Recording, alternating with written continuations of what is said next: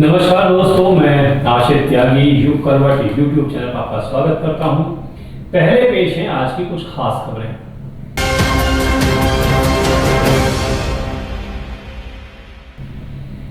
जिस rapid train का उद्घाटन प्रधानमंत्री नरेंद्र मोदी 20 अक्टूबर को करेंगे, उसकी आज तस्वीरें सामने आई। दरअसल आरआरटीएस ने आज ट्रेन का मीडिया ट्रायल कराया। मीडिया कर्मियों को साहिबाद से दुहाई और दुहाई से साहिबाद तक सफर कराया गया। इसमें किसी विमान की तरह की शानदार सीटें लगी हुई हैं, बड़ी खिड़कियां हैं, डिस्प्ले है। आम जनता के लिए ये ट्रेन 21 अक्टूबर से उपलब्ध होगी। Delhi Meerut rail transport system के पहले खंड का उद्घाटन प्रधानमंत्री नरेंद्र मोदी 20 अक्टूबर को करेंगे। इससे पहले आज दिल्ली मेरठ रैपिडेक्स ट्रेन के कोच की तस्वीरें सामने आई। इसमें यात्रियों के बैठने के लिए जो सीट हैं वो बिल्कुल फ्लाइट जैसी हैं। ये सीट बैठने में काफ़ी आरामदायक हैं। इन्हें अपनी सहूलियत के हिसाब से पीछे झुकाया जा सकता है। ट्रेन में बड़ी खिड़कियों के अलावा हाईटेक कोच में डिजिटल स्क्रीन है जो यात्रियों को किसी भी समय ट्रेन अपने रूट पर कहाँ है और वर्तमान गति भी दिखाएगी। आज इस ट्रेन को मीडिया के सामने दिखाया गया। प्रत्येक रैक में 6 कोच हैं, एक प्रीमियम 5 स्टैंडर्ड कोच रहेंगे। प्रीमियम कोच के लिए ज़्यादा किराया होगा और मानक कोच से एक महिला के लिए आरक्षित होगा। इसमें 50% से अधिक कर्मचारी महिलाएं होंगी। स्थानीय निवासियों के लिए रोजगार सुनिश्चित करने के लिए दिल्ली और मेरठ के बीच वाले लोगों को प्राथमिकता दी जाएगी। प्रीमियम टिकट धारकों के लिए रेलवे स्टेशन पर एक वेटिंग लॉज होगा। यात्रियों के लिए पहली ट्रेन शनिवार को चलेगी। इसकी शुरुआत में फ्रीक्वेंसी 15 मिनट की होगी। हर स्टेशन पर ट्रेन 30 सेकंड के लिए रुकेगी। ये सामान्य रेलवे प्रणाली और मेट्रो नेटवर्क दोनों से अलग है क्योंकि ये भारत की पहली रेलवे प्रणाली होगी जिसकी अधिकतम परिचालन स्पीड 160 किलोमीटर प्रति घंटा है। इसके मार्ग पर 14 स्टेशन होंगे। औसत गति 100 किलोमीटर प्रति घंटा रहने की उम्मीद है। ट्रायल के दौरान ट्रेन की अधिकतम गति 146 किलोमीटर प्रति घंटा रखी गई थी। प्रधानमंत्री नरेंद्र मोदी कॉरिडोर के 17 किलोमीटर लंबे साहिबाद से दुहाई डिपो के खंड का उद्घाटन करेंगे। इसमें कुल 5 गाजियाबाद, साहिबाद, गुलधर, दुहाई डिपो स्टेशन है। इस दूरी को तय करने में ट्रेन को 15 से 17 मिनट का समय लगेगा। ब्यूरो रिपोर्ट, युग करवट। कल मेरठ के लोहिया नगर में एक साबुन बनाने की फैक्ट्री में विस्फोट हुआ था। इस हादसे में 5 लोगों की मौत हुई है। कल पुलिस प्रशासन किसी सफेद पाउडर में धमाके की बात कर रहा था, मगर रात होते होते पुलिस प्रशासन के दावों की हवा निकल गई। मलबे में से बड़ी संख्या में बारूद और उससे बड़ा सामान बरामद हुआ है। मेरठ के लोहिया नगर में रिहायशी इलाके में हुए तेज धमाके के बाद एनडीआरएफ और एसडीआरएफ ने मंगलवार की देर शाम तक रेस्क्यू ऑपरेशन चलाया। उसके बाद मलबे में जो कुछ बरामद हुआ वो बहुत चौंकाने वाला था क्योंकि मेरठ पुलिस प्रशासन दिन भर किसी ज्वलनशील पाउडर का जिक्र अपने बयान में कर रहा था। असल में शाम होते होते वो बारूद बन गया। हालांकि इस संदिग्ध पाउडर को जांच के लिए फॉरेंसिक लैब भेज दिया गया है। धमाके के बाद से चर्चाएं थी कि इतना बड़ा धमाका किसी सफ़ेद पाउडर या साबुन बनाने के लिए इस्तेमाल होने वाली रसायन से नहीं हो सकता।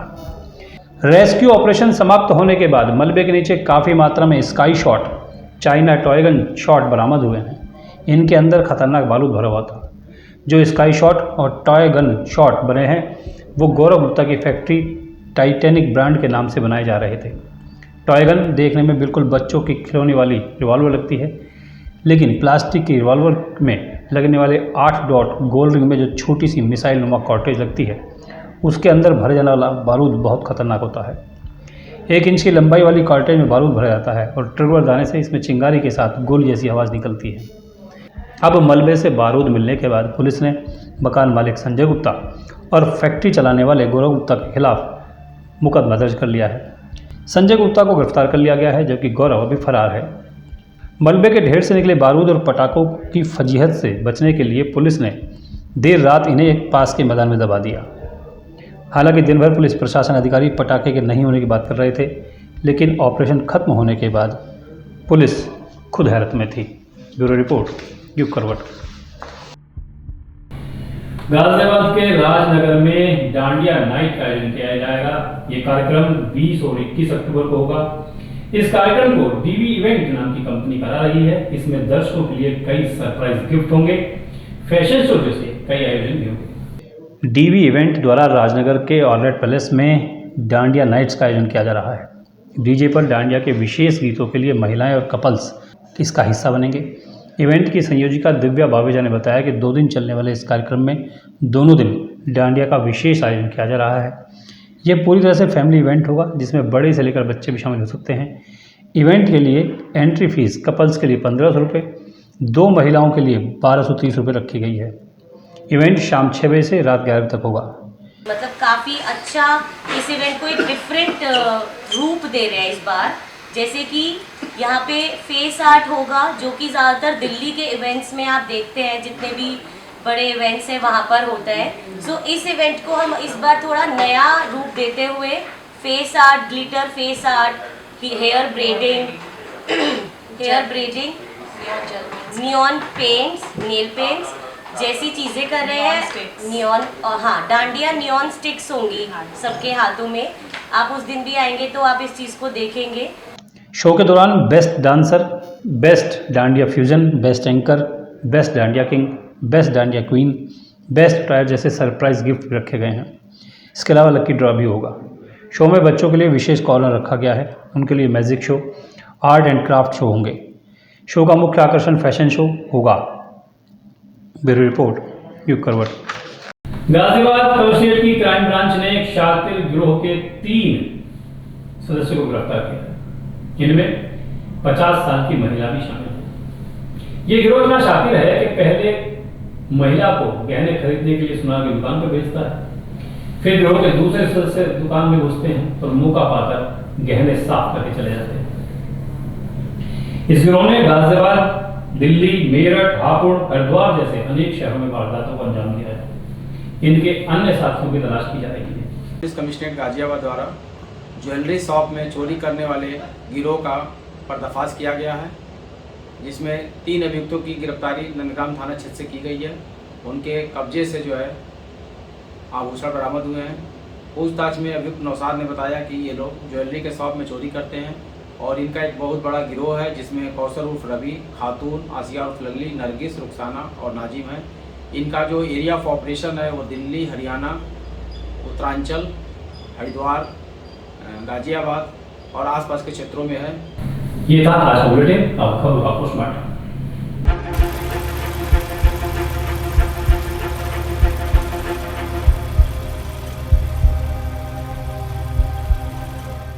जैसा कि हम सभी जानते हैं कि 20 अक्टूबर को गाजियाबाद के वसुंधरा में प्रधानमंत्री नरेंद्र मोदी की जनसभा होनी है।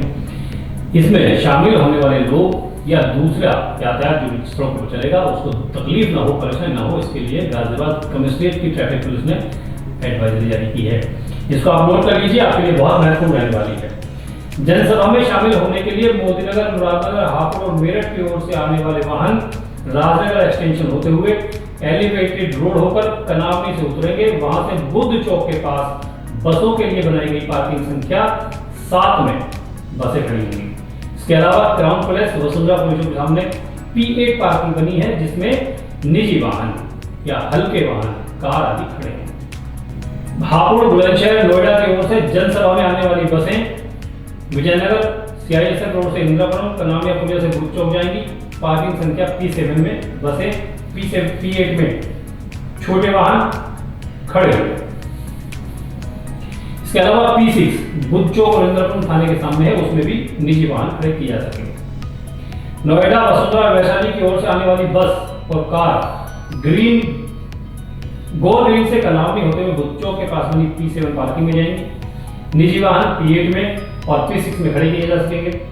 गाजियाबाद शहर की ओर से आने वाले छोटे वाहन, कार मोक्षधाम से हिंडनपुर होते हुए मेवाड़ में बनाई गई पार्किंग संख्या P10 जो कृष्णा अपार्टमेंट के बराबर में है, वहां पार्क होंगे। इसके अलावा P9 एमएटी इंटरनेशनल स्कूल में भी वाहन खड़े किए जा सकेंगे। लोनी, बागपत, चोलिका सिटी, लोनी बॉर्डर, भोपुरा, टीला मोड़, तुलसी निकेतन की ओर से आने वाले वाहन करण गेट से गोल चक्कर, वहां से बीकानेर गोल चक्कर, राजधानी मेट्रो स्टेशन से साहिवाल रेलवे स्टेशन कट से अंडरपास होते हुए सौर ऊर्जा पार्क पर बनी पार्किंग संख्या 4 जो रोडवेज वर्कशॉप में है, वहां पर बसें खड़ी होंगी। और टाटा सब स्टेशन के पास बनी पार्किंग 3 में निजी वाहन, कार आदि खड़ी की जा सकेंगी। सीमापुरी की ओर से आने वाले सभी वाहन बीकानेर गोल चक्कर से सौर ऊर्जा मार्ग पर जाएंगे, वहां से पार्किंग संख्या 4 में खड़े करेंगे और हल्के वाहन पार्किंग संख्या 3 में खड़े। यूपी के कौशाम्बी लिंक रोड नोएडा की ओर जाने वाली बसें पार्किंग संख्या 4 में खड़ी होंगी और हल्के वाहन पार्किंग संख्या 3 में खड़े। जो रूट डाइवर्ट किया गया है, इसका समय 20 अक्टूबर को सुबह 7 बजे से और प्रधानमंत्री का कार्यक्रम समाप्त होने तक रहेगा। इंडियन एयरफोर्स गोल चक्कर से मोहननगर होते हुए साहिबाग रेलवे स्टेशन और जनसभा स्थल की ओर जाने वाले सभी प्रकार के वाहनों पर प्रतिबंध रहेगा। लिंक रोड रेड लाइट से साहिबाग रेलवे स्टेशन और जनसभा की ओर आने वाले भी वाहनों को नहीं आने दिया जाएगा। सीआईएसएल रोड इंदिरापुरम से साहिबाग रेलवे स्टेशन और जनसभा की ओर आने वाले वाहनों को छोड़कर शेष सभी प्रकार के वाहनों पर प्रतिबंध रहेगा। लालगांव से सीमापुरी के मध्य दोनों ओर के मार्ग पर सभी प्रकार के भारी, मध्यम, हल्के व्यावसायिक वाहनों का आवागमन पूरी तरह बंद रहेगा। लोनी से भोपरा, हिंडन गोल चक्कर से नागद्वार होते हुए राजनगर एक्सटेंशन की ओर, एलटी चौराहा से राजनगर एक्सटेंशन से रोटरी गोल चक्कर से नागद्वार होते हुए भोपरा से लोनी की ओर के सभी प्रकार के वाहनों पर प्रतिबंध रहेगा।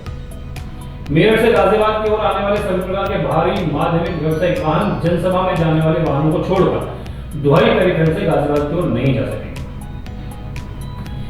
सिद्धार्थ विहार रेड लाइट से मेरठ तिहाड़ की ओर से सभी प्रकार के भारी, मध्यम, हल्के वाहनों का आवागमन पूरी तरह से बंद रहेगा।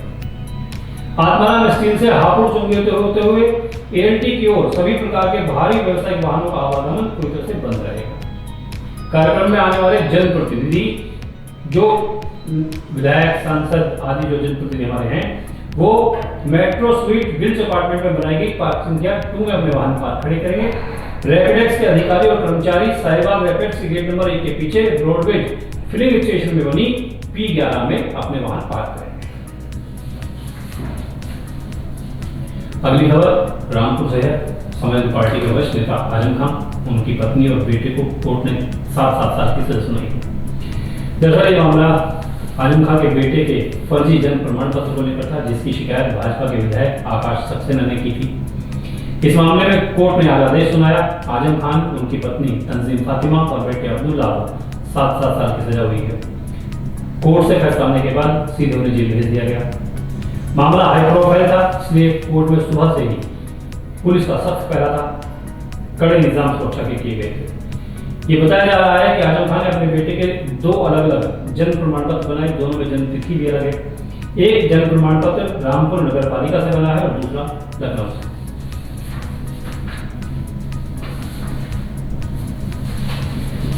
अगली खबर गाजियाबाद से है और बहुत ही परेशान करने वाली है, हैरान करने वाली है, दुखी करने वाली है। दरअसल यहाँ बिना अपराध किए एक 4 साल की मासूम बच्ची को जेल काटनी पड़ेगी। मैं आपको बता दूं कि मोदी नगर में एक हादसा हुआ था, जिसमें रेखा नाम की महिला ने अपनी सहेली पूनम के साथ मिलकर अपने 11 साल के मासूम बेटे की हत्या कर दी। इस मामले में पूनम और रेखा को पुलिस ने गिरफ्तार कर जेल भेज दिया। रेखा की 4 साल की बेटी थी। इस हत्याकांड के बाद और गिरफ्तारी के बाद पुलिस ने रेखा के परिजनों से बात करके उस बच्ची को रखने की बात कही।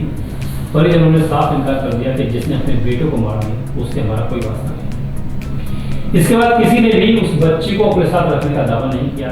मजबूरन पुलिस को उसे अपनी मां के साथ जेल भेजना पड़ा। उसके बचपन का कुछ समय जेल में बीतेगा। जेल में ही उसे का सिखाया जाएगा, पढ़ेगी वहीं पे, परवरिश भी वहीं होगी। पुलिस के मुताबिक 7 साल से कम उम्र के बच्चे पर पहला अधिकार मां का होता है, लेकिन किसी अपराध में मां अगर जेल जाती है तो बच्ची की परवरिश करने के लिए उसके परिवार का कोई सदस्य आगे आ सकता है। क्योंकि इस मामले में कोई भी नहीं आया तो उस मासूम बच्ची को जेल जाना। मासूम को जब जेल जाता देखा था तो पुलिसकर्मियों की आंखें भी नम आ गई थी, क्योंकि वो सब जानते थे कि ये बच्ची बिना कोई अपराध किए, बिना किसी कसूर के जेल काट रही है। उधर रेखा का भी अपनी बेटी को देखकर बुरा हाल था। रेखा ने जाते हुए भी कहा कि मुझे नहीं पता था ऐसा होगा, इतनी बड़ी सजा मिलेगी। खुद का जीवन तो अंधेरे में ही, बेटी का जीवन भी तबाह हो गया।